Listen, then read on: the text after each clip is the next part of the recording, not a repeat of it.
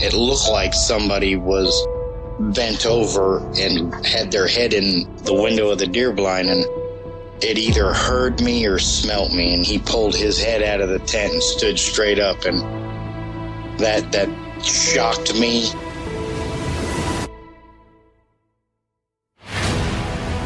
They don't make people that big.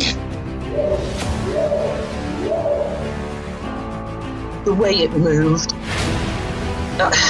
almost as if it was gliding across the beach. I've never seen anything move like that in my life. They were screaming at each other in gibberish. It sounded like a language, and they were chuntering away back and forwards, back and forwards, back and forwards. I know what a bear looks like, and there is no way on this planet that what I saw were bears.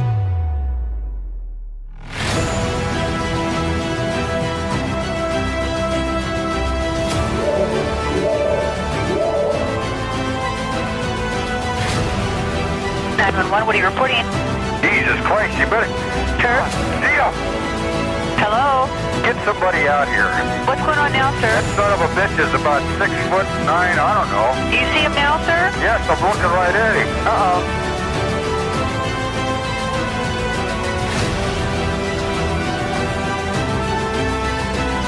This is Boston Billy. You're listening to Sasquatch Chronicles. Let's go, baby.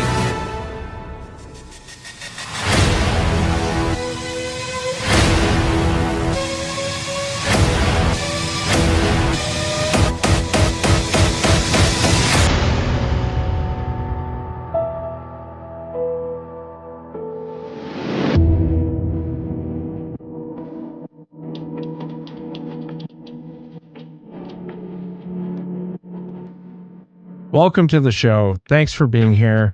Tonight we'll be speaking with John, and John comes to us from Wisconsin. John grew up on this piece of property out there. It's been in his family for over 50 years. The family still owns it today. And John was telling me, growing up on this property, a lot of really weird things happened. So I asked him if he'd come on and kind of share some of the different incidences that happened on this property, including his own sighting. If you've had an encounter and you'd like to be on the show, shoot me an email. My email address is wes@sasquatchchronicles.com. Let's jump into it tonight. I want to welcome John to the show. John, thanks for coming on. Thanks for having me, Wes. Yeah, and first and foremost, John, I know that you served our country. You're a veteran. Thank you so much for your service to our country. Yeah, it was my pleasure. Yeah, now you grew up on this property out there in Wisconsin. It's been in your family for over 50 years. If you would just kind of start from the beginning and walk me into some of the different things that have happened to you and to your family members on this property. Spent a lot of time on that property. Pretty young age, probably 6 or 8. Back then with Wisconsin hunting laws, you couldn't deer hunt with a rifle until you were 12. So wasn't around for a lot of the deer hunting at a young age. But we were up there for prep or just to hang out and do things on the property to get ready for hunting season. But the first thing that sticks out, I believe it was probably my first year deer hunting. So I would have been about 12 years old. We would find these tree breaks, and I hate to call them tree breaks. It would be real tall up in the tree, limbs busted off, and some would be broken just hanging there. And I mean, you could attribute that to snow load or whatever, but some were completely broke off, or you could see they were twisted off. And the excuse us youngsters would get from the old timers was that was bears marking their territory. Even at a young age, I was like, I don't know about that. The fresh ones, you would know that it was not bears doing that. That those years in Wisconsin in November, it was pretty cold. I mean, for quite a few years, opening morning be anywhere from a couple degrees below 0 to 20 below. I remember several years when I was younger, it was really wicked cold. So you know that the bears aren't going to be out of their dens. That's too cold. Maybe some of it could be attributed to bears in the fall or in the spring, but fresh stuff like that, you know that there's no bears out. And I kind of, I remember pulling my father aside and kind of talking to him about that, and then just, I kind of think this is BS, and he always kind of brushed it off. When we were young, he kept us pretty close. I kind of property always kind of felt like there was something going on or something watching you. I tried to play it off when I was a kid that I was just a scared kid. That there was none of that stuff was true. You'd hear the stories, and a bunch of my family comes from the logging industry, and they have the old tales from Wisconsin. And I think there's a couple books written about it, about the different types of monsters, because they always had an excuse of why a logger died. It wasn't that a widowmaker got him. It was always some sort of monster inside of a tree or from tree to tree. And I guess some of that was probably some of the German folklore that came over that part of Wisconsin. But kind of moving forward, nothing really crazy up through my teens. You'd see some tracks in the mud, and you're like, oh, that's a big bear. And you wouldn't really think much about it. We didn't really talk Bigfoot or any of that stuff growing up. And then shortly after high school, went in the military. I was gone for quite a while. Ended up moving back and got back in with the crew that was still hunting that property. And I remember one year I was only able to make it for a couple of days, but we had this old timer hunting with us, and he'd come back in from hunting. He's one of these guys, real tough old bird. He'd go out in the morning, stay out all day, and then he'd come back in after dark. Didn't shoot a lot of deer, but he was a heart hunter. He just wasn't his normal self that evening, and I know he kind of confided. I shouldn't say kind of confided. He confided in another older gentleman in our camp that he had seen something, and rather than being kind of respectful and just keeping it between them, a few beers in later, a couple nights later, he starts to make fun of him about it, and you never get the whole story out of the guy. It wasn't any type of like creature sighting or anything. He was heading in from hunting. It was a little bit after dark. Took me a little while to get in. He said just all of a sudden the forest lit up, like somebody turned on a light switch, just got bright. And then maybe kind of the way I understood it kind of focused down into a smaller light. And he just wasn't sure what it was. He thought maybe, he hated to say UFO. That's what, when they started kind of teasing him about it, that's what it turned into, that automatically that's what he saw. And then after that, I was gone a few more seasons before he was back. But then when I was able to kind of get some more time to hunt that area, and my father was getting older, and he was opening up more about different things that he believed in and things that maybe my grandfather saw when he was in the woods when he was younger. I know one story they talked about, it was, I'm not positive, it was this piece of property or property very close that was being hunted, or they were logging. It was a logging operation. It was late in the year, or I should actually say early in the year. It was after Christmas. Say it was January. And one of his employees was due to rotate out for some time off. And way back then, there was no Caterpillars or any forwarders, or it was all horses and was some chainsaws back then. But so we're talking back probably 20s and 30s. But one of his employees, guy that he really respected, was walking out, and he's going to be able to catch a ride. And I think the walk out was several miles, 3 or 4 miles, but he left after dark. He got about halfway out, and he saw somebody, what he thought was somebody, walking in the trail. And so he's like, well, I'll catch up to him and we'll walk out together. So when he got fairly close to what he thought was an individual, he realized it was much larger than a man. And that kind of stopped the story there a couple different times. I worked him over, got him to tell but a little bit more he knew about it. And he said, well, his father always said that the guy said it was a bear. I was thinking, boy, come across a bear in January, February, walking on two legs on a logging road. So I kind of knew something was up with that area and that property, and that maybe some of the things that I'd seen or heard when I was younger wasn't just in my head, and it wasn't just being a fraidy cat kid. Kind of moving forward in time, I'm going to say it was right around 2012 or 2013. There's this creek system that I like to hunt, and it was towards the end of season. We had got quite a bit of snow, and it's quite a hike for me to get there. I got there, and it had been partially dammed up by beavers, and I had to get across that creek system. Was making a big loop back to camp, and just the day didn't feel right. Something was off. It was cold, and the clouds were hanging low, and I didn't really understand that. But I went to cross this creek system, and I could almost hear a buzzing sound, and it almost sounded like if you're in a large room with a bunch of those old tubular halogen light bulbs where they're starting to go out, the way they kind of crackle and snap and make some noise. And I looked up, and it was just about blinding light.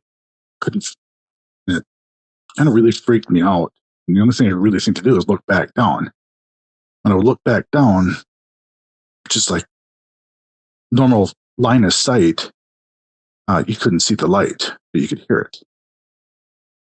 And I did that a few times. I look up. Like I said, it's almost blinding. It's like a super intense halogen almost. And then I'd look back down the line of sight, look across this creek system, and you could kind of faintly hear it, but you couldn't see it. Did that 2 or 3 times. I was like, well, I'm not going to stick around for this. Had no idea what it was. And didn't continue to look up, just kind of kept myself focused and got across a couple different parts of the creek system, got myself back to camp. And I didn't really tell anybody about that for a few years. I did end up telling a couple guys, and they were pretty receptive. They were more curious about it than, poking fun at me. And that one, I have no idea how to explain that. If it was just atmospheric, I'm not sure. But, kind of looking back, it kind of makes sense to me, kind of fits in. And John, when you say it was a blinding light, was it like a ball of light? No, it was like the whole, it was like it would have been, it was just engulfing. It wasn't like it was just one light. It was just bright. Like the whole, the clouds above me, like I said, the clouds were kind of low that day. It was like you flipped a switch and the lights and the clouds just turned on.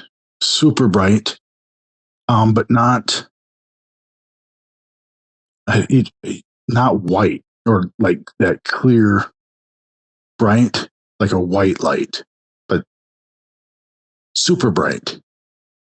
That's kind of how I kind of compare it to like those old tubular lights in the office buildings, those tubular bulbs. It sounded like that, and it was kind of that type of white light, but it was really intense. Wes, it was like when I looked up, I didn't even see tree limbs or anything. It was just everything above me was just bright white. I've tried to reason with that. That really didn't freak me out. It's not like that keeps me out of the woods or anything. I just was trying to come up with an answer for that.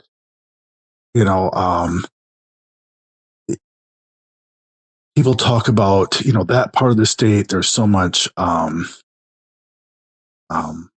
quartzite in the ground, and it's right near the surface all over.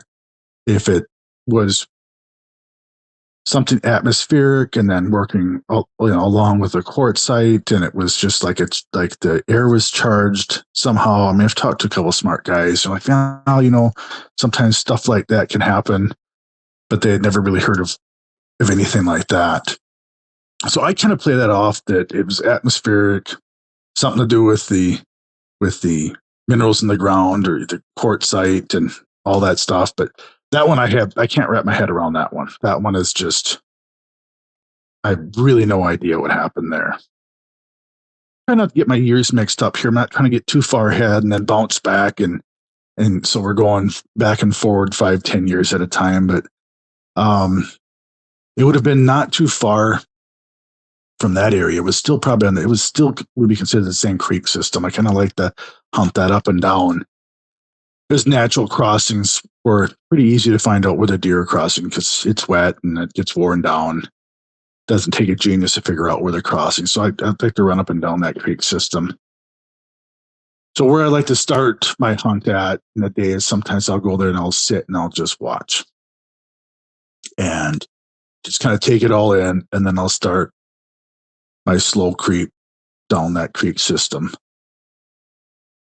I got there one day, and I usually try to do that in the morning so I can take most of the day to walk down the creek. But one day I was in camp and hadn't done much, so just kind of not much motivation that day. And I thought, well, I'm going to do that walk down the creek. And it was getting to be after lunchtime, so it was afternoon. But I get out there, and sure enough, as soon as I get to where I'd like to start that hunt, I have a big white-tailed doe bust me. And so I was pretty disappointed. I just kind of had to laugh. And it was as I was sitting down on a log. So she let me get, I don't know, probably less than 50 yards from her. She let me start sitting down, and then she busts me and whistles and runs off. And it's like, well, this hunt's ruined. And this story I haven't shared with anybody. I don't know. I tried to play it off as that it was something on my glasses, or I had a floater in my eye or something. But so I sat down there and a little frustrated with that doe busting me. But I'm like, well, I'm not going to let it ruin. It's a beautiful day out today. It was pretty sunny. So I'm kind of trying not to move much, looking, which would have been east, west, west, east, up and down this creek system and a bunch of brush there. Something catches catches my eye, corner of my eye. Kind of like, I hate to say it because I've heard it so many times, but almost like that Predator movie, to where you can kind of see an outline and you know something's there, but in the back of your head, you're always like, oh, did I really see something? So I thought, well, I'm going to pretend like I don't see it. You know, this is, like I said, it's a floater in my eye, it's a smudge in my glasses or whatever. So I sit there and I can see it move real slow. And if I move at all, then it stops. Like, this has got to be, then I'm starting to kind of freak myself out. So I'm like, forget this. So I stand up, look directly at it, can't see it. But as I stood up, I pulled my glasses off, looked up, couldn't see it. Well, there it is. It was a smudgy glasses, whatever. So pulled out a rig, cleaned off my glasses, and I'm going to say they were polarized prescription sunglasses. Look, I haven't seen these smudges, don't care. I cleaned them all off, put my polarized sunglasses back up, and I look back at that area and I can see it again. And it hasn't moved. And so then I'm out there all by myself. It was one of those days where, let's say it was towards the middle of the week in camp. There was nobody else hunting up there at that time. Everybody, I think, had gone back for Thanksgiving and a couple different things. And I was like, yeah, well, forget this. I'm seeing something. It's there. It obviously is reacting to me. I'm head back to camp. So try to nonchalant as much as I could, slung my rifle, got back out to the trail, and walked in back to camp. But that's another one I can't really explain. I did see it move. it seemed to react to me. Like if I moved, it stopped. And it really freaked me out as it was and I didn't put two and two together that my glasses were polarized. I'd forgotten about that I paid the extra, whatever, 50 or $100 for those prescription glasses. So they were polarized. I don't know if that has anything to do with it either. It's just in my mind it makes sense to me is why I couldn't see it when I didn't have my glasses on. But that one would have been, I think that was around 13 or 14, that incident happened. And it was kind of quiet for a couple of years for me. I didn't really see anything or hear anything. I did miss a couple of stories here. Somebody had shot a deer and we were tracking it. This probably would have been 2010 or 11. And it was an excellent, guy made an excellent shot on it. Couldn't hardly find a drop of blood. Couldn't believe it. And I mean, this guy never like wounded deer and we had to chase, nothing like that. Well, one of the guys found some blood. We started tracking it. And it was dark, real dark night. By the time we found it, we'd actually walked past it, which was funny. We were following the blood trail and we walked past it here, had been walking, and then the death stumble where it had stumbled backwards and then fallen down and kind of a little indentation in the ground there. And one guy who walked by it, one guy goes, well, there it is. So yeah, there's blood right there. He goes, no, there's the buck. So we turned around. It was actually behind us. So it was a group effort. There was like 3 or 4 of us holding flashlights and we were field dressing it out because we had quite a ways to drag this buck. And there was no snow that year. So it was pretty tough. I'm going to say, I don't know, it must have been a mile drag. It was, but as we're starting to field dress it, we're sitting around, like I said, I think there's 3 or 4 of us. We heard this real deep growl come out of the swamp. And I kind of just stopped. The younger guy just goes, hey, did you guys hear that? Nobody said a word. He just kept cutting. Nobody said a word. And then just about done, you hear the deep growl again. I'm like, oh, man. And then you're thinking like, wolf. Like, man, I've heard wolves. That's awful deep for a wolf. It kind of just vibrates your body. And I think that even when the same guy that said, did you hear that? I think when like the second or third time we heard it, I think he actually said like, hey, did you hear that? Are you guys ignoring me? I think he actually said something like, hey, did you guys feel that?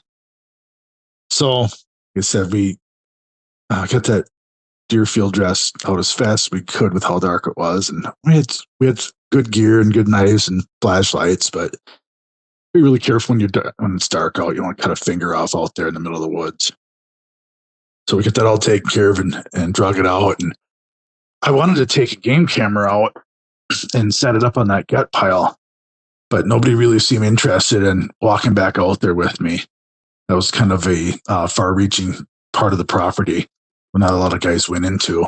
But even during the day, nobody seemed interested to want to go out there and mess with it. So, and I thought, well, no matter what it was, I don't want to be out there by myself, and I hate to be a pretty cat in the woods. But I thought, well, maybe I should just. I think my dad said, my dad was always kind of the voice of reason to me. He says, yeah, why don't you just leave that alone? And we move forward to right around 2016.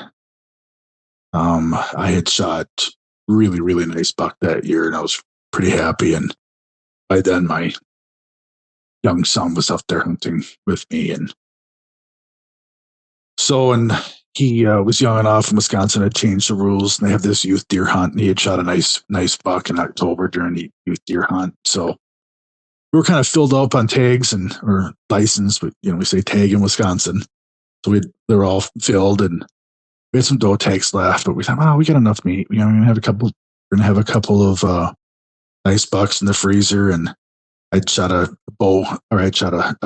doe during bow season, so we hit 3 deer, real nice size animals in the freezer. We're gonna have 3 that last buck.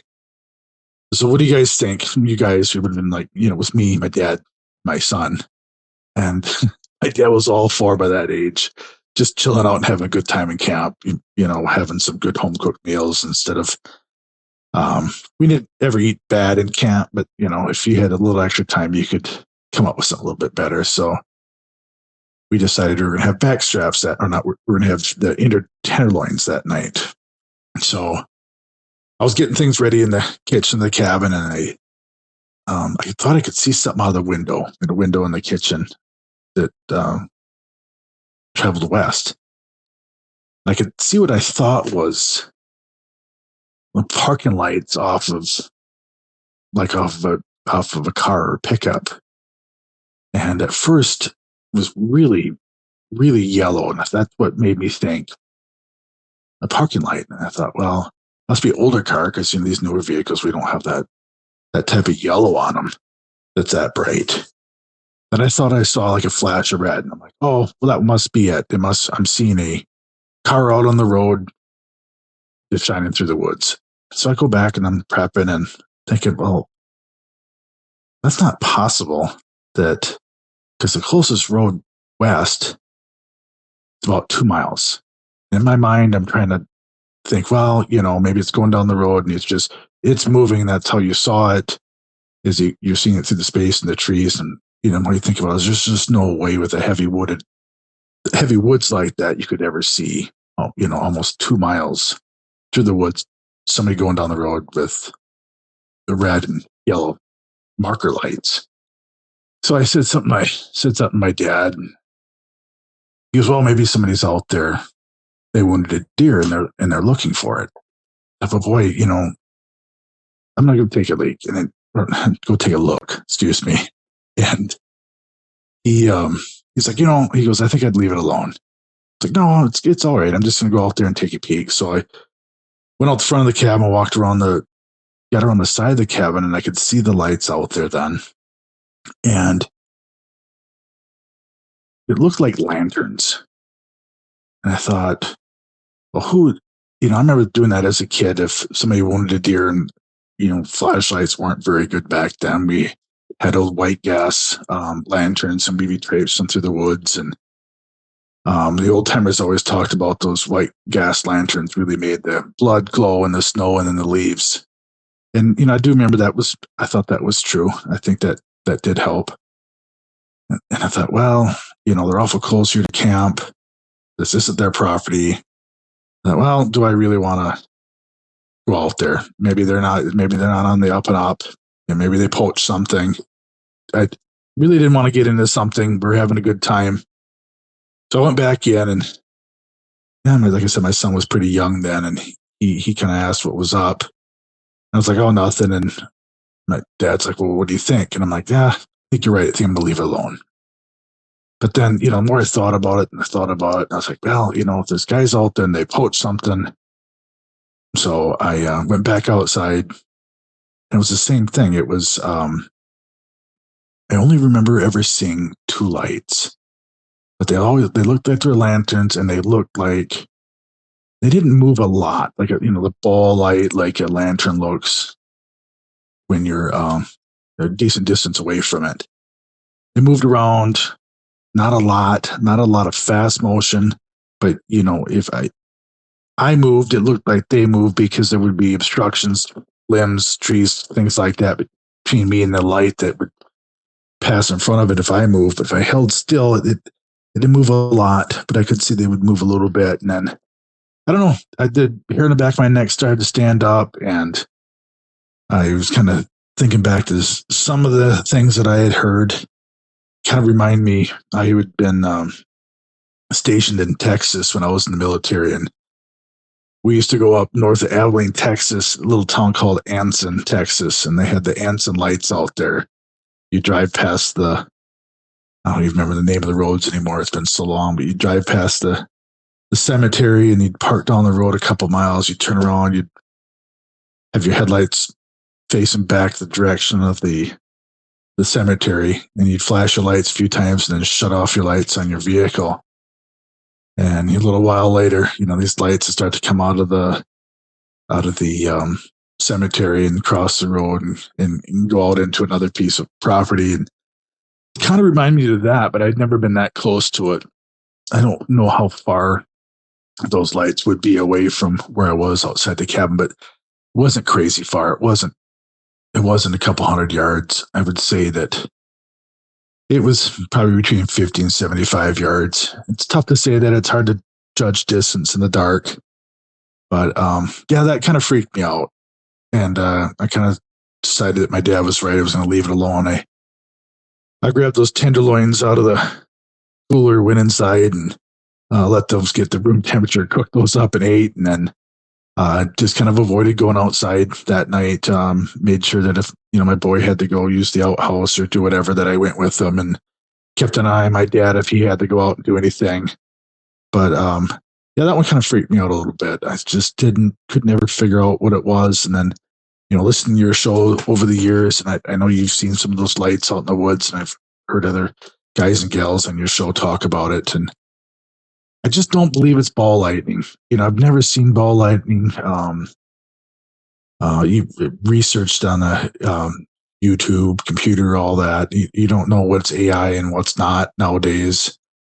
I'm not like a disbeliever in ball lightning, but I thought that my understanding is that moves, and it's fast. It just hanging there for 45 minutes.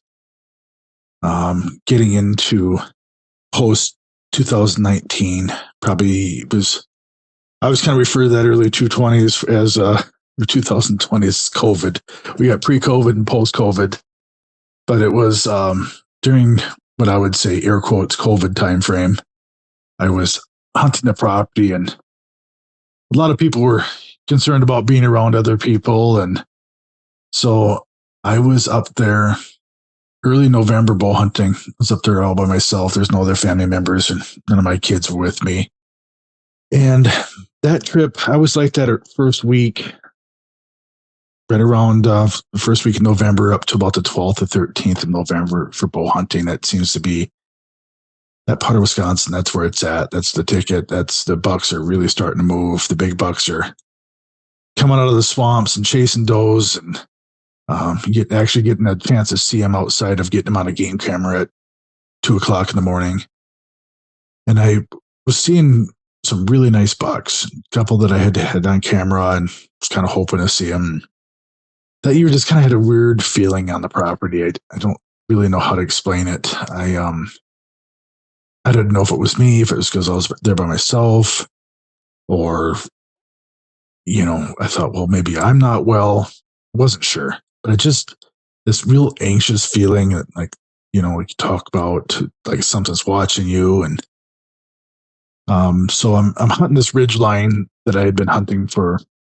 I always wanted to hunt it as a kid, and it's a larger piece of property. It's kind of pick and choose your spots. You can't sit everywhere. But I was on this ridge, and I had some luck bow hunting and rifle hunting on that ridge. And like I said, I just didn't feel right. And I don't know, we have these Wisconsin Department of Natural Resources puts out the same time every year, but I kind of memorized it. I put it on my phone of legal shooting hours or legal hunting hours. And I really abide by that. I don't get off on pushing the limits of the law or breaking the law. So I sat until end of hunting hours, put my arrow in the quiver, let my bow down out of the stand, then I crawled out. And it was one of those nights where they talk about the hunter's moon, the old timers used to, where it's so bright at night. I think some people call it a harvest moon even. I don't really know the difference, but where it's real bright, where it's just as bright at, let's say, 10 p.m. to 2 a.m. as it was in the middle of the day. A lot of guys call that a poacher's moon because they can sit out and without any artificial illumination, and they can poach animals. But it wasn't quite that bright. But I knew it was coming on. One of these nights, it was going to be really bright all night. So I'm walking out, no flashlight, quite often, which is dumb of me. And I've kind of changed my ways. But sometimes I try to just go as light as I can bow hunting. Because bow hunting is kind of weird, where it can be real warm during the day, and it's going to get cold the last couple hours of hunting hours. So you bring along extra clothes, and do you carry them in or do you wear them in? And you just go slow, so you get sweaty. And so I thought, well, I'm carrying as little as I can this year. Moon was starting to come up, and the woods was really lit up. I was able to walk off that ridge, got down to a logging road, and there's an intersection. 3 trails come together, and there's this old burned out stump there. There was a fire had gone through that part of the state. I don't even know when it would have been. I think it would have been late 1800s. And I know a lot of people say, well, there's no way there's still a burned out stump there. But you'd be amazed, when these forest fires and that a lot of times these hardwoods, when they're burned and that basically turn to charcoal, it does last a long time. But I remember that stump from when I was a kid. It was always right on that corner there. I kind of used a landmark when it was dark, trying to find the intersection there, or one of the trails. And over the years, that stump has broken down and gotten smaller and smaller and smaller. And so I'm coming out of the woods up to that intersection, and I always peek over, and just something I always do, and I look at that old burned out stump. And at first I didn't even see it. It didn't even occur to me what was going on. And I took a step, and I was like, well, hold on a second. I remember that stump being that big. And I say stump, it was burned out stump, but it wasn't like it was a cut from a logger. It was broke at an angle, so part of the stump was taller and thinner. Like a lot of times when trees will fall, they leave like that sharp pointed section up off the stump. And like, when I was a kid, it was, it might have been 5 feet tall. And nowadays it's broken down. It's getting pretty rotten or continuing to rot. There's sections that have been burned are still there. It's probably about 3 feet tall. But when I looked over there, it sure looked taller than that. And I was like, oh man, and then start thinking about, when you hear the owls out in the woods, and like, boy, that barred owl sure sounds sick compared to the other barred owls I'm hearing, and then that's kind of coming in, and I'll kind of get into that after this story. But I was like, well, it is what it is. I'm out here alone. You've got a bow on me. I always carry, well, not always carry. I do have a story one time I forgot to carry. So here in Wisconsin, it is legal to carry a firearm with you while you bow hunt. So I had a 45 on me, 1911. I thought, well, let's just see, so I kind of focused back over there, and sure enough, that stump, which is normally about 3 feet tall, it wasn't massive. It wasn't like 10 or 12 feet. And like I said, in the dark, it's a little harder to judge distances and heights and sizes of things. A lot of times at night, everything looks bigger. But, I'm about 6 foot tall, and this was taller than me. This is probably a couple of feet taller than me is how it appeared. I thought it was about 8 feet tall.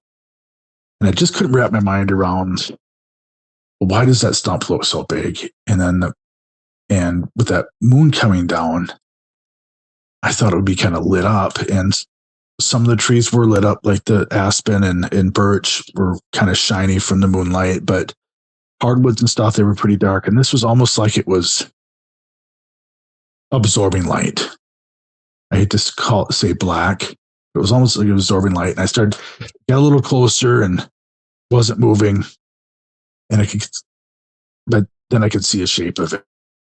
What it reminded me of is one of the there's a couple different documentaries. I know Monster Quest was out there and a couple other, where there's this First Nations people out in California, and they have these paintings out on these rocks of what they, forget what they call Sasquatch or Bigfoot in their dialect.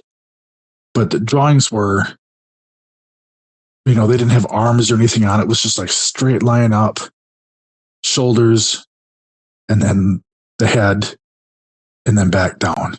It wasn't like in their paintings where the shoulders were 3 feet wider than the midsection, and they didn't have any legs drawn in there. I think maybe for the legs, they just had a line but I wish I could draw it for you. But like I said, it was like it was straight up and down on each side to the shoulders and then up around the head. And then the closer I got, it was like, I could never get any detail. Like I never saw any eyes. I never saw a nose. But it was just, like I said, it was so dark.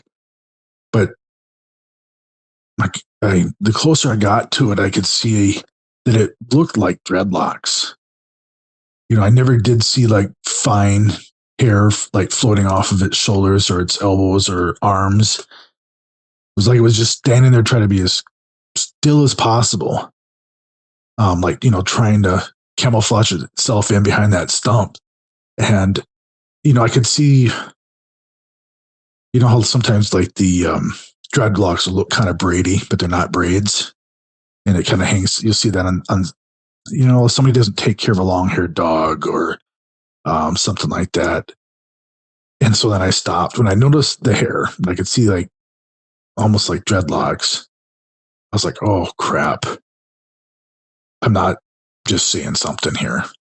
It's not just the moon and angle of it and that stomp. There is something there.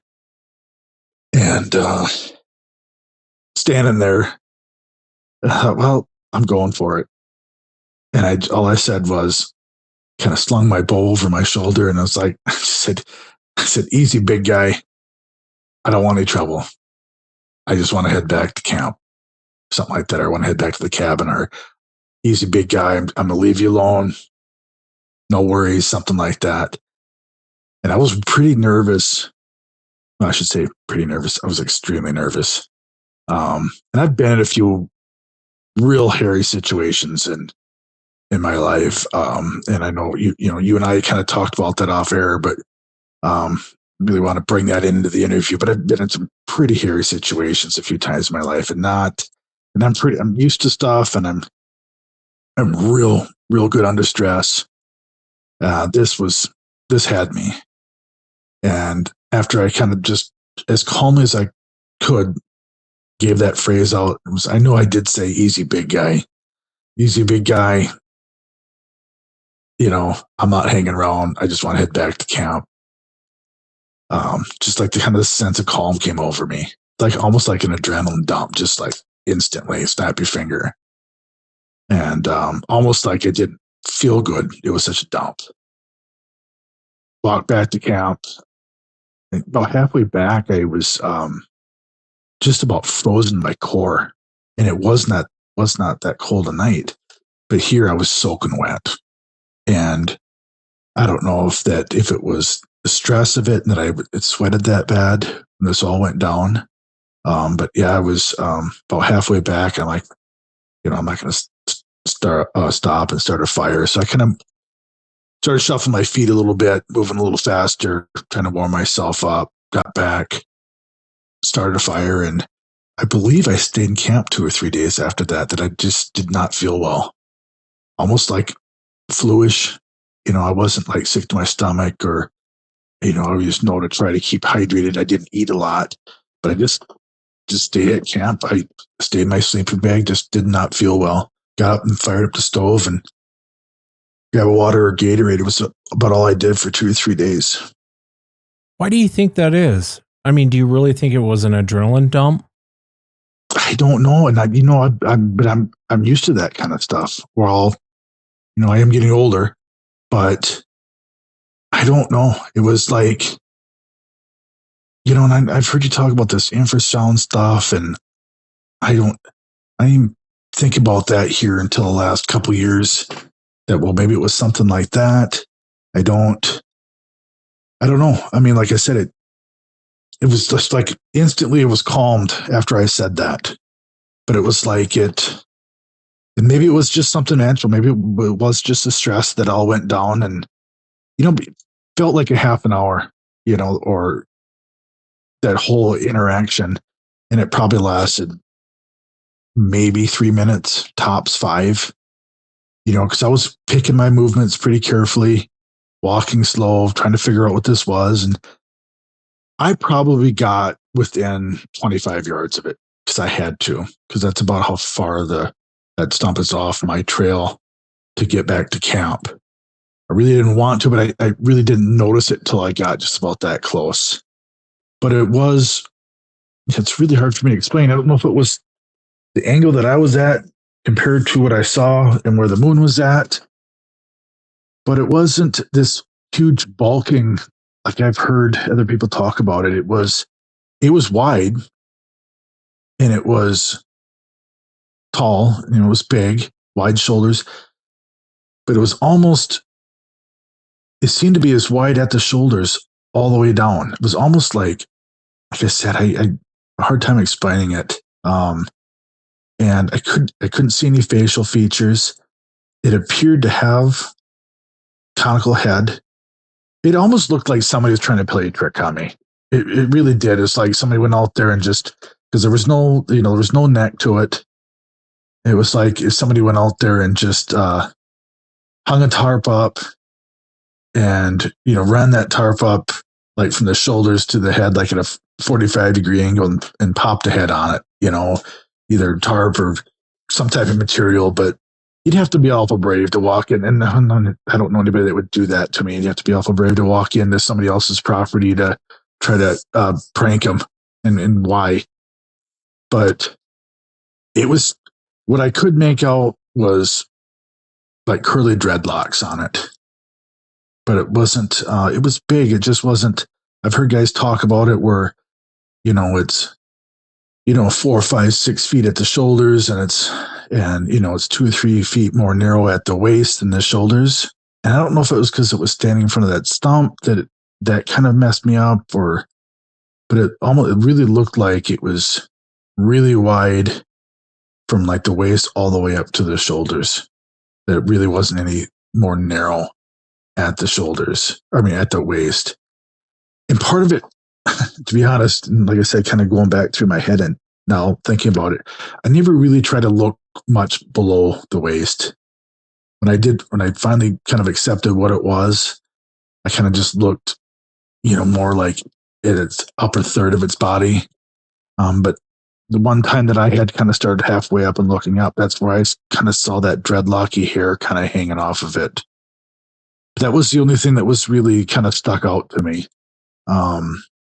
I couldn't see eyes, nose, face. I couldn't see, like, people talk about a brow ridge. It was just like a shape in the dark. And like I said, it was so dark. It was almost like it was absorbing light.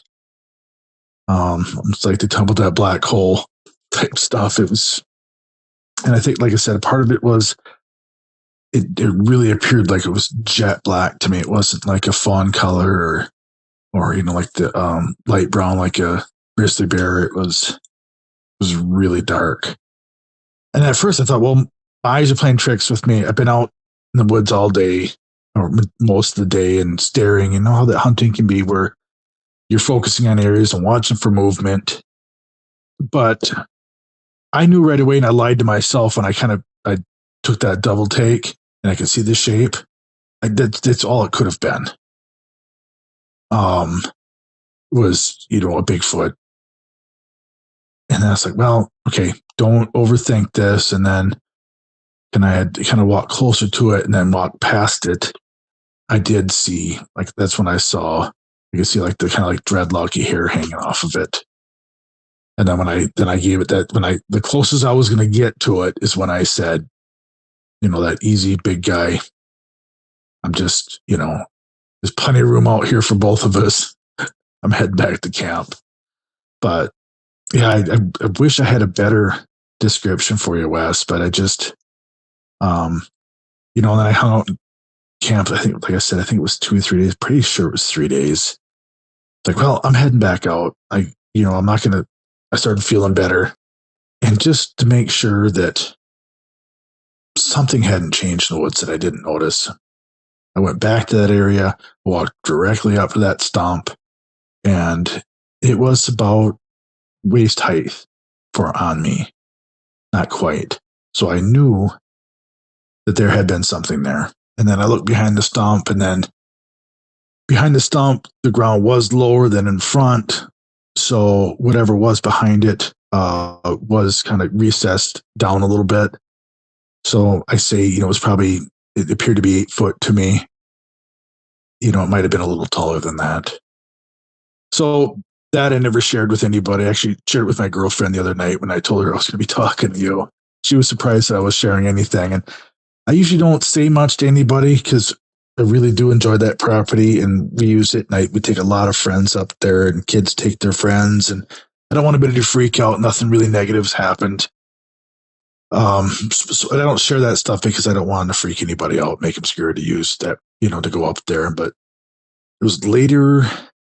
Let's say it was later in that year. No, it was next spring. I did come across a couple of tracks in the snow. And one of them I did send to you. I can't find the other one. I'll keep looking for it. But that kind of was validation to me that, most likely I did see what I thought I saw. I especially have to find a couple tracks. A very short trackway. And the funny thing was, there wasn't bear tracks too far from this. And so for a couple of years, I tried to convince myself, well, that was a double bear print. But there's no claw marks in the snow, so I know there's, most likely that it probably was not bear. But sometimes claws don't always show up. But even a double bear print on these tracks that I found, that would be a massive bear. I mean, that would be, I could maybe brown bear, a double print would be that big, but yeah, I don't. Be hard pressed to convince me that was a double bear print from a black bear. Pretty big. How far were those tracks where you saw this thing? Probably pretty close to a mile. As a crow flies, probably a mile.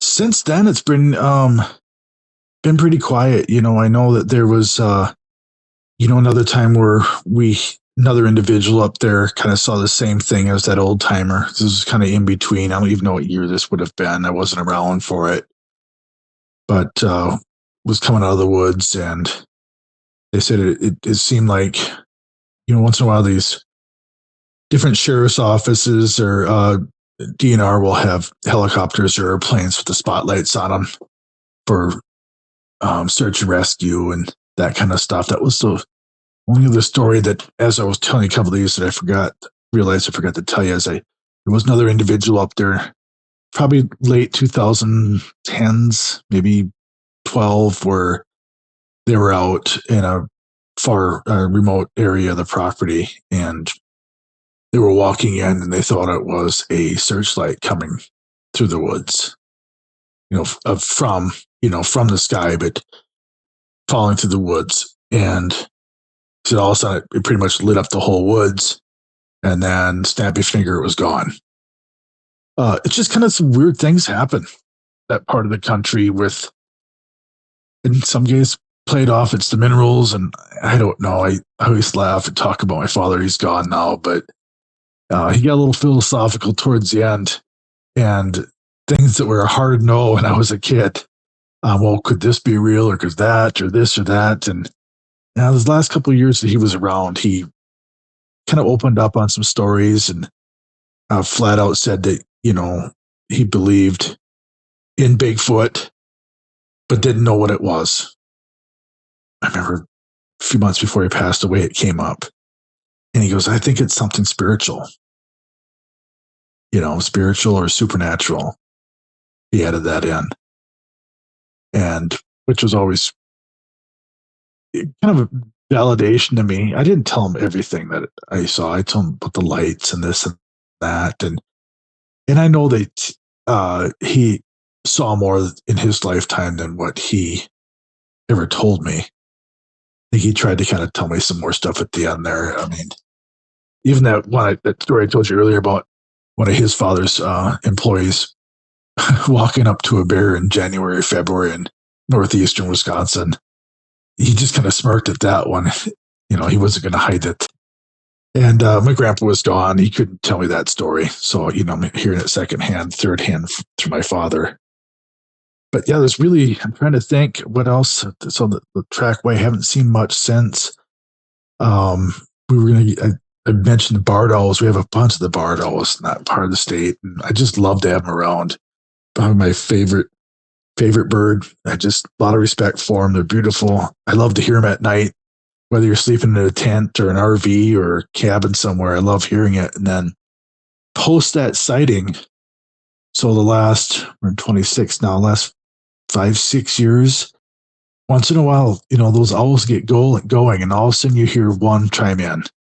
Like, boy, that one doesn't quite sound right, or doesn't quite sound like he fits in.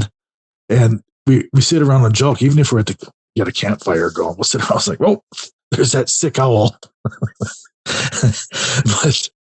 But one night I did have my girlfriend up there, and we were listening, and then I was like, we were already in the cabin in bed. I'm like, I'm going to sleep.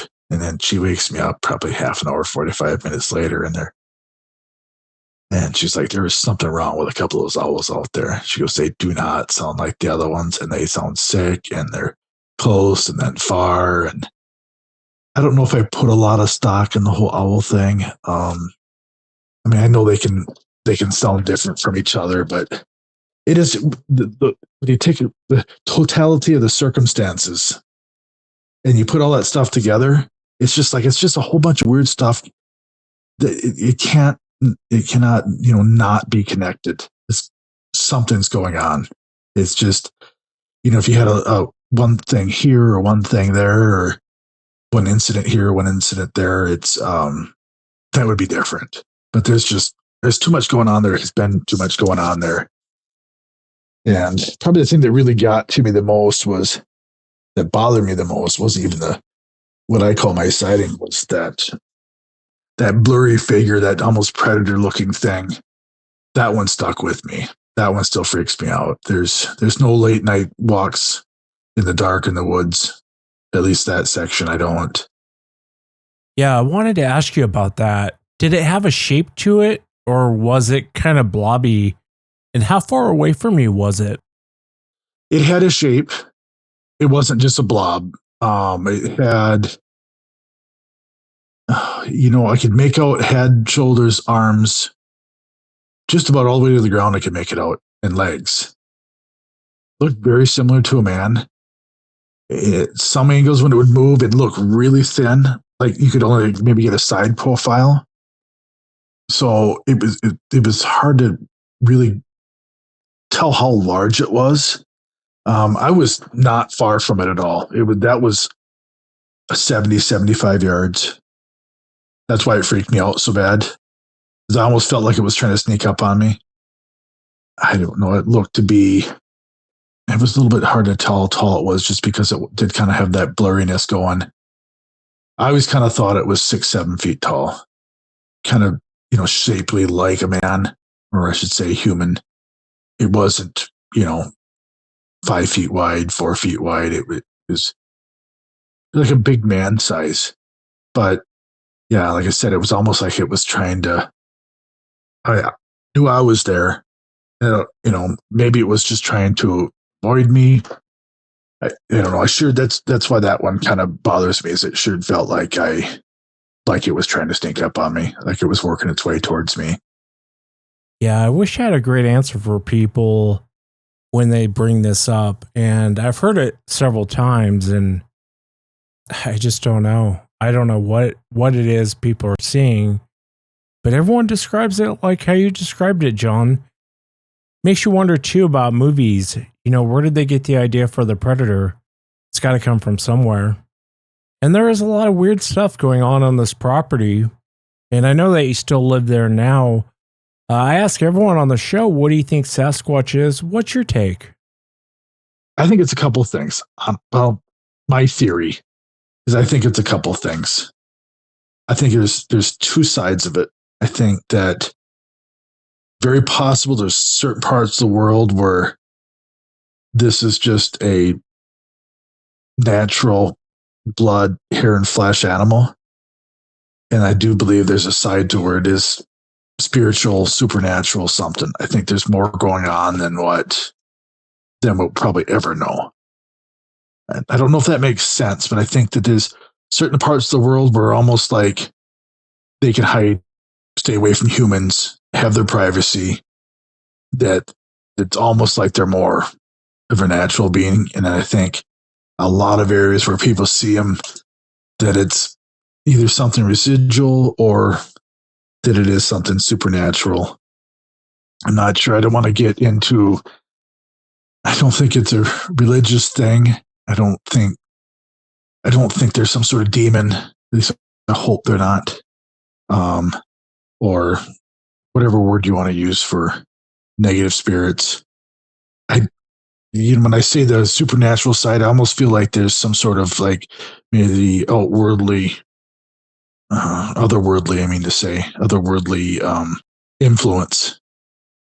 I think a lot of places where people are seeing them, that if there's some sort of sentry watching something, I love hearing from your Army guys and Marine Corps guys that come on that talk about these different bases and how they're being watched. And I don't know, to me, it's almost like if it wasn't a hairy animal watching you, if it was a human watching you, why would they be watching you in your tactics? It's almost like either trying to what our tactics are, movements. But I also almost feel like there's another side where they're just a wild animal and they want to be left alone. If somebody's bringing them here, or somebody has brought them here, if somebody engineered them from maybe something that was natural, that's kind of my theory. There are some that are flesh and blood, and there are some that I think maybe been engineered to do different things. Yeah, it's an interesting take, John. I tend to agree with you. I think there's more going on than a normal flesh and blood animal running around. And I don't want to be right in saying that. I want to be 100% wrong. It's an amazing account. I thought about your late father and his words to you at the end. It makes me really wonder what he saw, what he experienced on that property. And I know that you're still there on the property, and stay up to date with me, will you? Let me know if anything else happens, and I really appreciate you taking the time to come on. Yeah, my pleasure. It was great talking to you, Wes. Hopefully I didn't ramble too much and I didn't